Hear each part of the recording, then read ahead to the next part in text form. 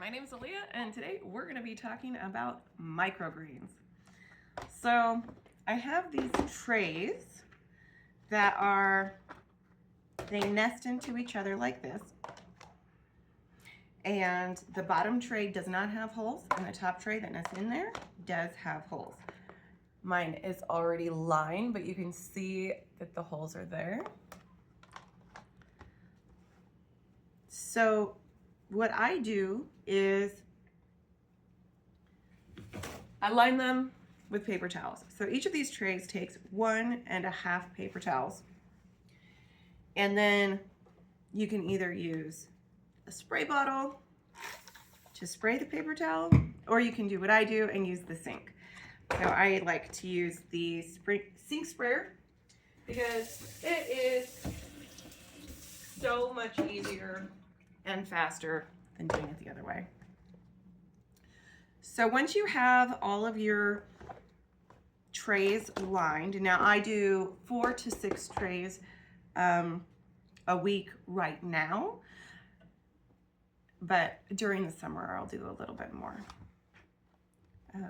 a lot more too, depending on how many people want them, because right now I'm only selling to 2 chefs. So they each are asking for 2 tubs of microgreens a week.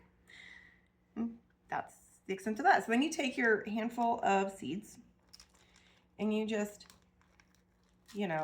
evenly sprinkle them around the bottom of your pan or tray. So we're just going to evenly sprinkle the seeds. These seeds are radish. I really love growing radish seeds, radish microgreens. I've got a combination of 2. They are a red radish, maybe, I can't remember the name of my red radish right now, and daikon radish, which is a green radish with they get nice and big real quick. So you just seed your trays as many as you want. Each of these trays makes almost 1/2 pound of microgreens, so 8 ounces. And then for the chefs anyways, I will sell each container, that's a 1/2 ounce container, or 1/2 pound container, for $10. So I have 4 that I sell every week, so $40 a week.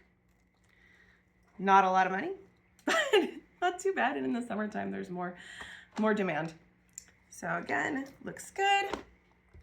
And then I already had a few already made, so I'll just finish up this last one with you.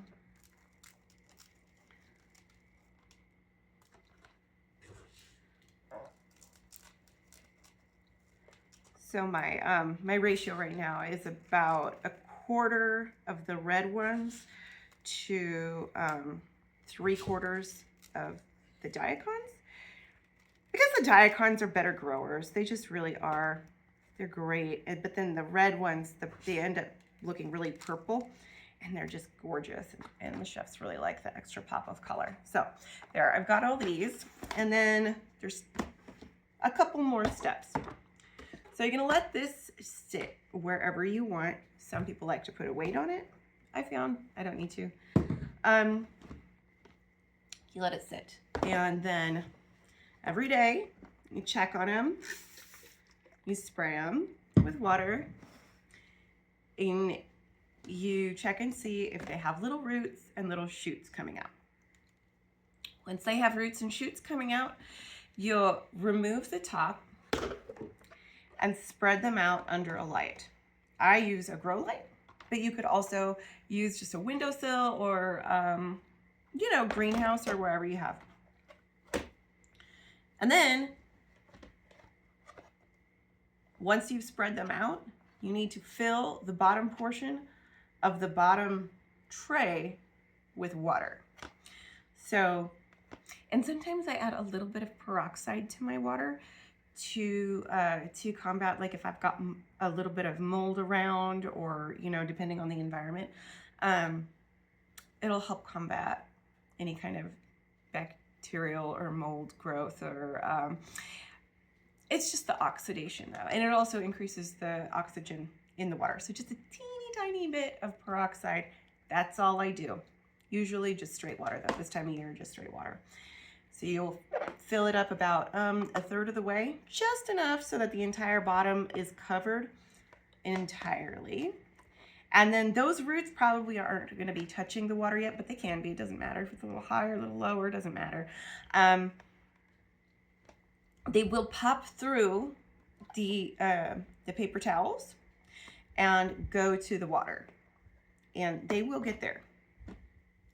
So it's going to be about 3 days like this, and then another 5 to 8 days under the lights, and you have to check every day and make sure there's water in there. And then that's it. Then they'll grow up and they'll look like this. And these ones are ready to harvest. So you can see they're about their knuckle height, so maybe about 2 inches tall. And you can see they've got little pretty purple ones in there. And again, this here is going to be approximately 8 ounces. Sometimes it's a little bit more, sometimes it's a little bit less, depending on, you know. So when you're ready to harvest them, you'll just grab a pair of scissors. I like bigger ones than this, but this is what we have right now. And then, I don't know if you can see this. Let's see. I know how to get you to see it. Put it on top of these. And then you just go in and, you know, cut down at the root. You don't want any roots on it, especially if you're going to sell them. But look how beautiful these are. And then, look, you can see the purple guys. Yeah, let's see. There. And these are super yummy. You can put them on sandwiches, cottage cheese, as a garnish. I like to throw them on my eggs, believe it or not. Like if I make scrambled eggs with stuff on it, or mixed in. You can put it like on top of a stir fry. Again, they're super crunchy. They're actually pretty freaking spicy.